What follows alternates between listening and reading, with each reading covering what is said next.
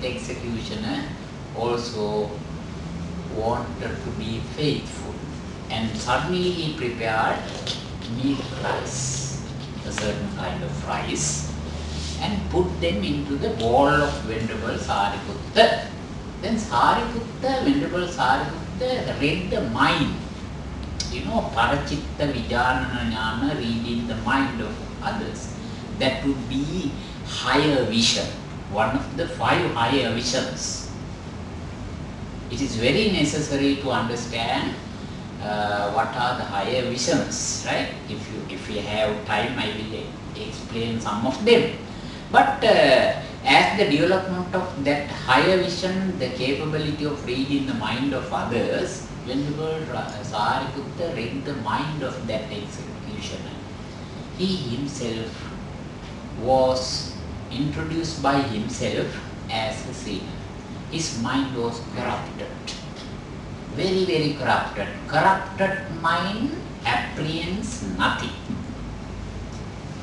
If one wants to apprehend anything meaningful, his mind should be concentrated.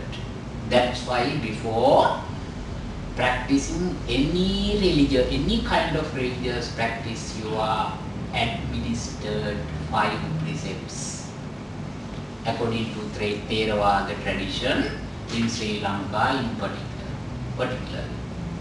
Because whenever you are observed and practice at least 5 precepts as a moral conduct, your mind is concentrated, because avoiding from killing, avoiding from telling lies, you know.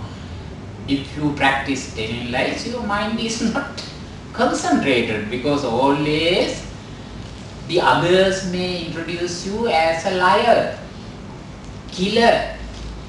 Those who are practicing malpractices, actually hearing those words, always his mind is not concentrated, bewildered. So like that, the mind of that executioner also bewildered because of that wrong consciousness. Then Venerable Sariputta asked him a question: are you a sinner? Are you a sinner? Several times when the executioner was asked by Venerable Sariputta whether he was a sinner or not, he himself, having thoughtful mind, could understand, I am not a sinner, I am not a sinner. Then his mind became purified. When his mind became purified, Venerable Sariputta guided him, actually, not preaching very long sermon. Now that is what we practice today. Now, actually always without understanding the mentalities of the followers, we are teaching something, delivering some sermons. That is not the correct method, actually, although we are practicing that. But however, Buddha and Venerable Sariputta understood the psychic condition of that person, and necessary guide was given to him. He became stream enterer, Sotapan. Right? Now you can understand very clearly the significance of removing one's corrupted mind, remorseful mind. If you are compassionate, having loving kindness, altruistic joy, always you should practice. Whoever is involved in some corrupted actions, first of all, you must take effort to remove him from that corrupted consciousness of mind. Then only they are having opportunity to get rid of all the sinful actions. Could you understand? That is the psychological point. In this sutta also same thing included. Very, very important. But however, theoretically, Buddha happened to reveal those who have been practicing same kind of grave or serious unwholesome action, they are fivefold, no? Killing mother, killing father, shedding blood of an arahant, and actually killing the arahant, and last one, disharmonize the community of Sangha. Because whenever they practice them, that remorseful action cannot be remorseful mind cannot be prevented.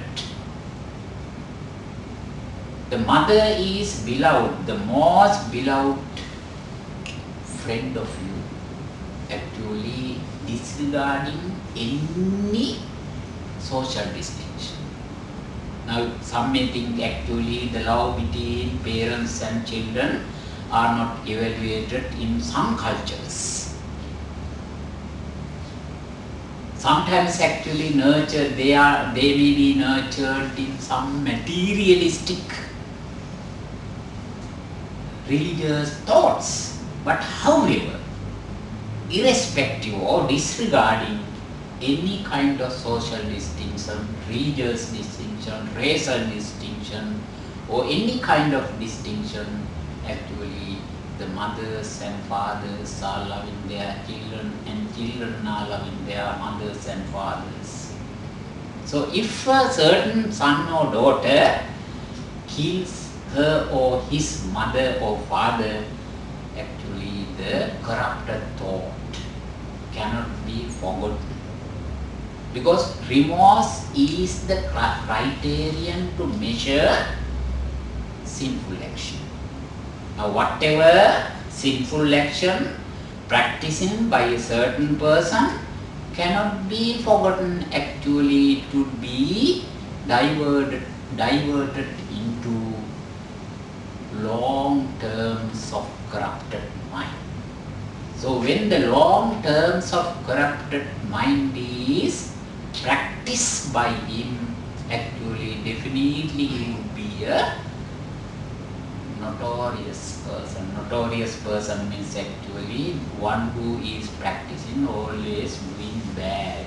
You know, in Malaysia recently, one of such a notorious person was captured, right? He has been practicing only reconnected criminals. Such a reconnected criminal consciousness may be erupted because of the remorseful mind.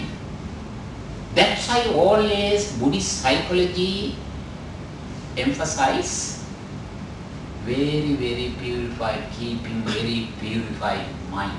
That purified mind can be developed only through avoiding from unwholesome actions. Grave unwholesome actions in particular. You may do some minor unwholesome actions which can be forgotten.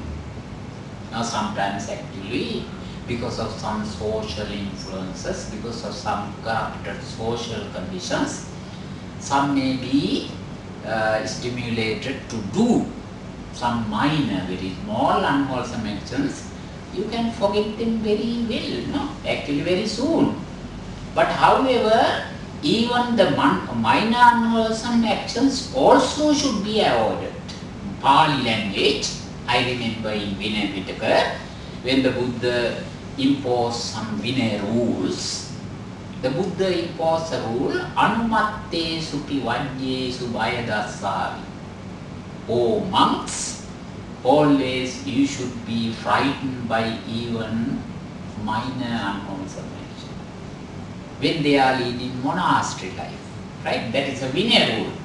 But as a layman, sometimes because of some leading their lives in a corrupted society, sometimes they don't have opportunities to avoid from such minor unwholesome actions also, but better to avoid from them also. Because when we practice incessantly those kinds of minor unwholesome actions also, actually it would be a habit. When it is diverted or changed into habit, actually it will be a samsaric habit. That's why